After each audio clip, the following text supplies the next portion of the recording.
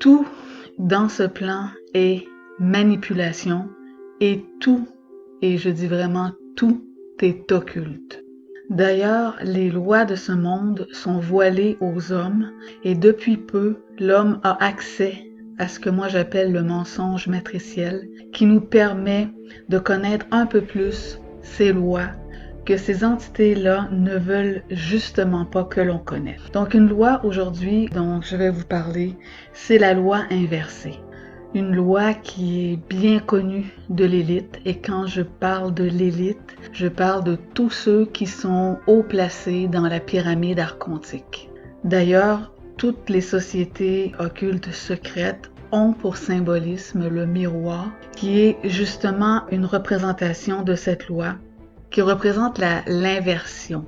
Donc moi, quand j'ai eu cette information-là de mon contact, dans ma grande naïveté, je pensais pouvoir tout d'un coup décoder justement les écrits et décoder cette intelligence artificielle dont nous prenons part. La matrice est une intelligence artificielle, mais non, c'est pas si facile que ça puisque justement cette intelligence est programmée pour que tout soit confondu, c'est-à-dire vérité-mensonge. Et la loi de l'inversion sert à un homme qui est conscient et qui a un contact mental qui lui peut ajuster. Et quand on parle de cette loi d'inversion ou de distorsion, ça touche vraiment tous les niveaux de cette fausse réalité. C'est-à-dire que ça vous touche, vous, à un niveau personnel et ça touche la collectivité, ça touche tous les domaines. Dans le niveau personnel, la loi inversée.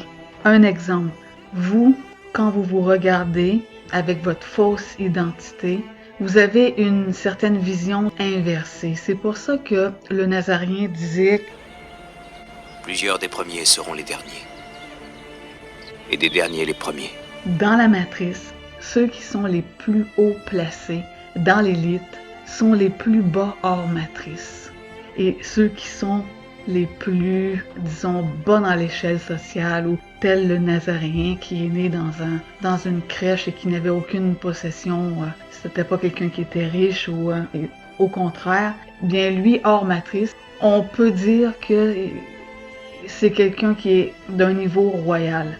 Donc, vous voyez cette loi d'inversion-là. J'espère que c'est clair ce que je vous dis, mais c'est un phénomène de l'inversion. Aussi, dans les écrits, dans la Bible, qui sont les écrits du Demiurge, il y a beaucoup d'inversions, plus de 50%. Le nombre du Demiurge qui est qui est à peu près 70-30%, 70% de mensonges, 30% de vérité. Même chose à peu près pour le niveau de lumière versus ténèbres. Donc, il faut savoir que certains passages sont inversés et comme ça, on peut les remettre à l'ordre et avoir une meilleure compréhension de ces écrits-là. Pour vous donner un exemple concret, si on prend le dernier livre de la Bible qui est l'Évangile selon Saint Jean ou la Révélation ou l'Apocalypse, quand il est question de tribulation, c'est toujours bénéfique pour nous.